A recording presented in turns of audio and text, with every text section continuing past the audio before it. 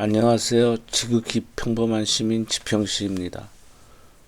좀 시간이 좀 지났는데요. 올린 지 그 25일 날 검찰의 그 1심 구형을 보고서 뭐 정치를 하지 말라는 그 메시지, 재판 과정을 봐서 어느 정도 무리를 할 거라고는 생각을 했는데 좀 더 심하게 나와서 도대체 왜 그럴까 하는 그 생각과 좀 짜증이 나서 좀 방송을 좀 쉬었습니다. 그래서 제 생각은 지금 아직까지 하나도 변함이 없는데요. 그건 과거 방송에서 제 생각을 얘기한 걸 여기서 뭐 또 얘기하는 거는 아닌 것 같고요. 하여튼 그동안 이제 과거 얘기니까 그때는 이제 어떤 얘기들이 없을 때 그냥 제 추론과 이런 생각을 했는데 뭐 1번, 5번, 뭐 10번, 18번, 23번 해서 얘기한 부분이 있지만 좀 답답해서 그냥 오늘 이런저런 얘기를 해볼까 싶습니다. 그래서 뭐 대선 때나 이럴 때 어떤 계파가 이렇게 있어서 당내 경선할 때 뭐 이명박근혜처럼 이렇게 치열하게 당내 투쟁 하는 거 말고는 일반적으로 같은 당에서는 어느 정도 정도를 좀 지키면서 서로 보호해주고 그 상대되는 당에서 이제 뭐 이렇게 흠집을 내고 뭐 유언비어를 퍼뜨리고 그러는데 유독 이재명 지사에게는 가혹하리만큼 같은 당에서 그러하고 그 참 이상하단 말이죠. 그래서 이제 여러 번 방송에서 그 얘기는 빼겠습니다. 그러면 이게 전해철이라는 인간이 그 립바동, 김부선 뭐 이런 거 하면서 당내 경선 때 엄청 해대다가 졌는데도 불구하고 계속 물고 들어가면서 그 바톤을 이제 남경필이도 아니고 경기도지사 선거할 때 김영환이가 받아가지고 이 인간이 왜 출마인지도 모르겠는데 하여튼 뭐 이렇게 한 다음에 그 다음에 무슨 뭐 해경궁이네 뭐네 뭐 궁차사네 뭐 하니까는 전해철이가 뭐 또 연관되고 또 뭐 거기 따라서 최재성이라는 이름도 나오고 나중에 당내 경선할 때는 전해철하고 최재성이가 김진표를 밀고 뭐 이런 상황인데 좀 공통점을 보면 이 사람들이 과거 그 선거할 때 본인의 지역구나 이런 게 전부 다 경기도에 있는 인간들이란 말이죠. 전해철 경기 안산 상록갑. 저는 관심이 없어 몰랐는데 한번 찾아보니까 김영환 이 인간은 똑같더라고요. 전해철하고 옛날에 안산 상록 갑에서 을로 바꿨더라고요. 그러니까 옛날에는 같은 당이었으니까 뭐 그래서 그런 건지 하여튼 전해철은 상록 갑 안산에 김용환은 상록 을 그러니까 뭐 잘 알겠죠. 그리고 뭐 최재성이 남양주 김진표는 수원 그게 또 묘하게 이제 일단은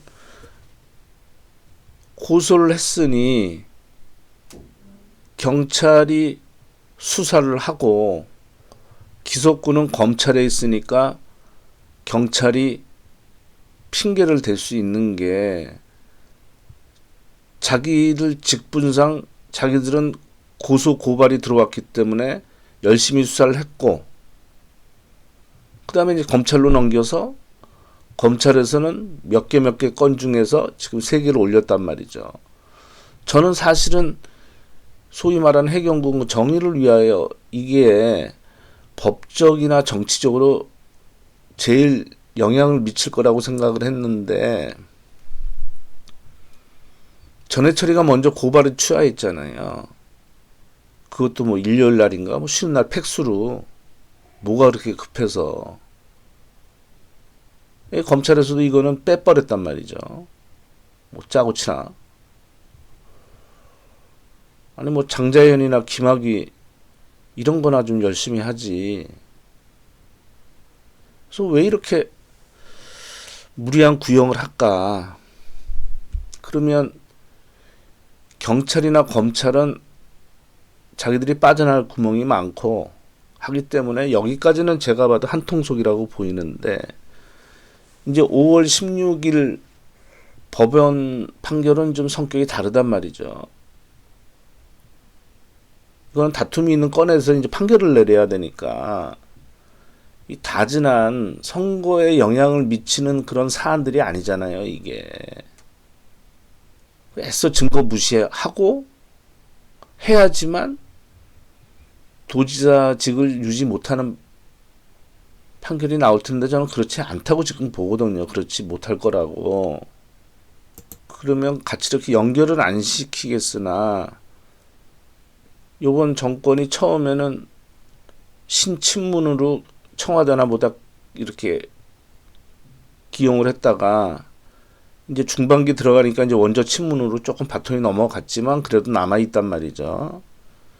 그래서 뭐 광창 팀 그러면 뭐 임종석, 양정철, 한병도, 윤영찬, 탁현민, 송인배. 이 송인배라는 사람은 드루킹을 김경수한테 소개시킨 사람이죠. 그럼 이 양정철이라는 사람이 민주당 싱크탱크인 민주연구원 원장이 됐단 말이죠. 그리고 부원장은 백원호하고 이철희 의원이 이렇게 됐죠. 그럼 먼저 친문이라고 들어간 사람이 이제 노영민하고 강기정인데 지금 현재 뉴스에 짜증이 나서 채널을 바꿔도 계속 나오니 이 여야 애들 그 싸우는 그 더러운 모습을 보기가 싫은데 그러니까 이재명 지사가 예를 들어서 5월 16일 날 판결이 잘못된 게 나왔다 그러면 민주당은 아주 불을 붙이는 거예요. 그럼 이제 밤이당을 시작으로 해서 아주 난장판이 될 텐데 총선 앞두고 그때 이재명 지사가 조용히 저는 혐의 없음 무죄 판결을 받고 그냥 도정에 열심히만 하는 상황이 되면 이재명 지사가 잘 하니까 워낙 그러면 내년 총선 넘어가면 모든 게 기울게 돼 있거든요. 그리고 2020년도, 21년도 경제가 제일 안 좋아질 겁니다. 특히 2021년도가 걱정스러운데 그럼 사람들이 기득권 정치인들에 대해서 지금 뭐 주류 그때 되면은요 옛날 역대 대통령들 전부 다 막 당 나가라고 뭐 그런 거 기억 안 나세요? 이제 친문이랑 간판을 뗄 겁니다. 이제 그때 되면 그러면 이제까지는 이재명 지사를 지들이 못된 짓 하고 뭐 했지만 그때는 이쪽으로 들어오든지 내 편이 되는지 아니면은 이재명 지사가 그걸 이겨내고 이제 민주당을 장악을 해야죠. 이해찬 그 대표 이런 사람들 해서. 근데 이 과정이니까. 그럼 제가 왜 내년 총선 이후에 이제 대선 체제로 들어갈 텐데 정치권에서는 국민들은 죽어나가도 왜 30%대를 얘기하냐면은요. 첫째는 정치적으로 대단한 짓거리들을 벌렸잖아요. 이재명 지사 같은 사람을 이렇게 하는 것부터가 이거는 되지도 않는 짓거리를 하면서 제일 큰 역할은 경제가 할 겁니다.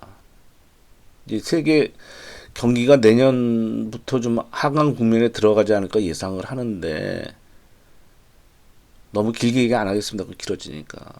그러면 그 다음에 사회 이런 것에도 잘해야 할 텐데 이 정부에서 지금 표를 깎아먹은 게 뭐냐면 젊은 사람들 표를 많이 깎아먹은 거예요. 원래 그전엔 날로 먹었죠. 이 사람들이. 그 첫째 이유가 페미를 이용한 미투를 가지고 정치인을 제거한 게 제일 큰 패착입니다. 지들은 그 효과를 받는지 모르지만 페미를 이용해서 메갈이 나오잖아요. 그러니 사람들이 싫죠. 여성표를 인위적으로 지지하게끔 만들려고 이런 수작질을 했잖아요. 정적 제거에 가면서. 그리고 일반적으로 민주주의라 하면 다수를 위하고 소수를 배려하는 것이지, 소수만 보호하는 정책이나 정부라고 보이면은 그런 표를 잃죠. 이 남자들 군대 가는 거는 어떻게 보면 굉장히 중요한 문제거든요. 자기 인생에 있어서 제일 젊으시고 중요한 시절에. 근데 종교로 인해서 군대를 안 가겠다. 뭐 하여튼 여러 가지 그거는 뭐 제가 판단할 부분은 아니지만 왜 호칭이 양심적 병역 거부란 말을 씁니까? 뉴스에서나 정치권에서. 그러면 군대 간 사람들은 비양심이란 사람인 것밖에 안 되잖아요. 네이밍을 잘해야죠. 그럼 양심 있는 사람도 군대 안 가는 거예요?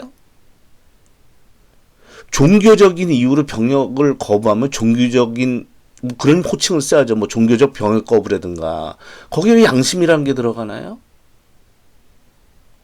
그러니까 20대 남성들 입장에서는 막 뭐 페미 메갈 막 이러면서 막 기득권층 정치권 이어먹으려는 너희들이나 남녀평등 시대가 아니었지. 지금은 거의 남녀평등이에요. 저 딸만 둘이에요.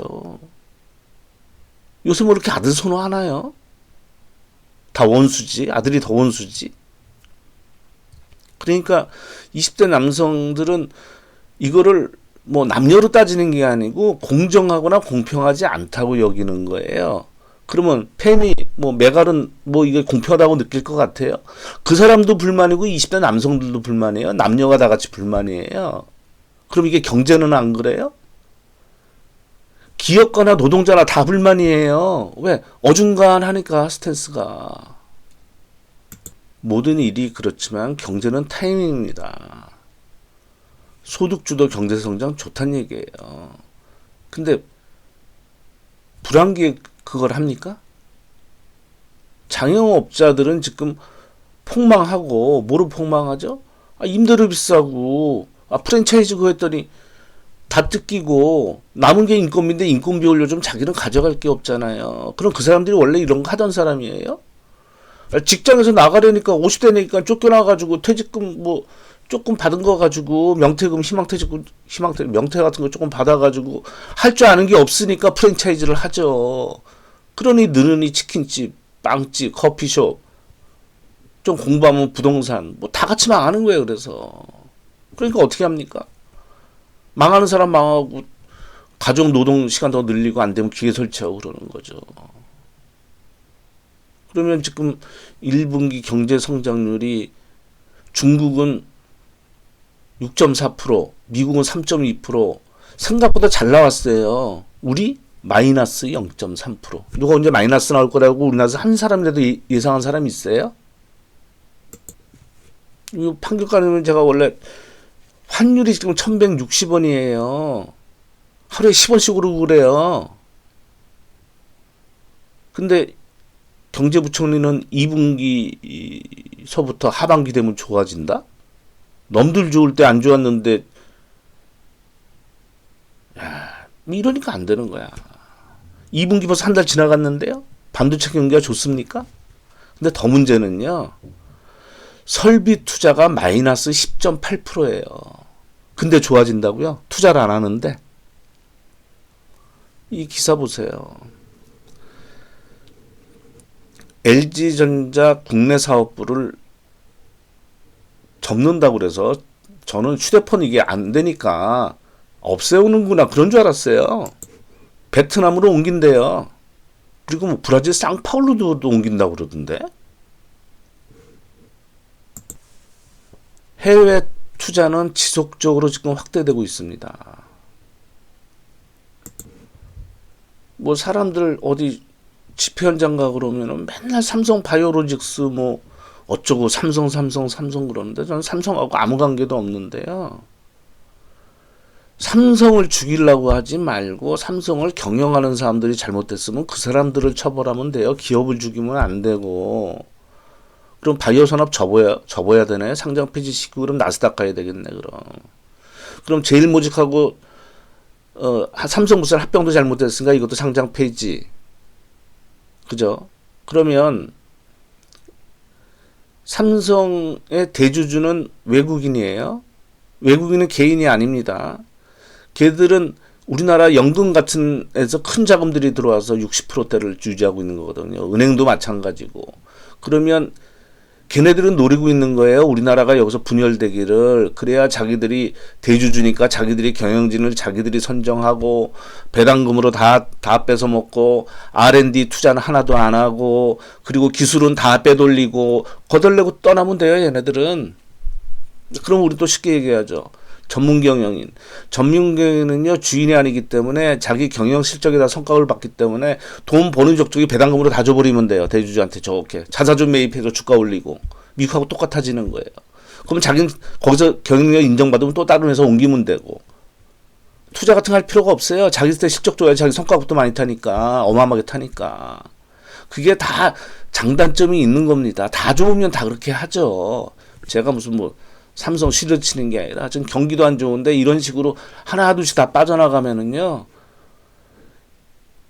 취업할 자리가 없는 게 아니라 기존에 있는 사람들이 다 잘려나가요. 저는 개인적으로 생각이 그래요. 정치나 지금 이런 빈부격차나 이런 거는 과감하게 해야 되고요. 경제는 아주 민감하고 아주 소중하게 다뤄야 됩니다. 그러면 지금 막 남 씹는 건 제일 편하니까. 그럼 그렇게 씹어대면 그 우리나라 벌써 경제적으로 망했어야죠. 외국 애들이 우리나라 기업들한테 어쨌건 간에 대한민국 이 정도 먹고 살고 민주화된 거에 대해서 굉장히 부러운 시선으로 보잖아요. 그게 또 사실이고. IMF도 최단기 내에 벗어나고. 이런 게 국민의 저력이란 얘기죠. 근데 이 상황이 안 좋을 때는 기업들한테 기업할 수 있는 어떤 걸 좀 해줘야 돼요. 그거는 그 사람들이 위해서 하는 얘기가 아니에요. 그래야 우리 서민들이 살아가니까요. 일반적인 국민들이. 있는 애들은 관계없어요. 핍박하면 투자 안 하면 되고 해외에다 공장 지으면 되고요. 있는 애들은 먹고 살아요. 그럼 누구 거기 일하는 월급쟁이들 그리고 가정 그리고 납품업체들 우리만 죽어나가는 거라니까요. 그러니까 진짜 경제는 소중히 잘 다뤄야 됩니다. 어느 나라나 못 살고 싶은 나라가 어디 있어요? 아주 이상한 독재국가 빼놓고는 다 잘 살고 싶죠. 그러니까 그런 부분에 있어서는 이건 제 개인 방송이고 제 개인 생각이니까 또 싫어하시는 분은 또 어쩔 수 없죠. 제 생각이니까. 예, 감사합니다.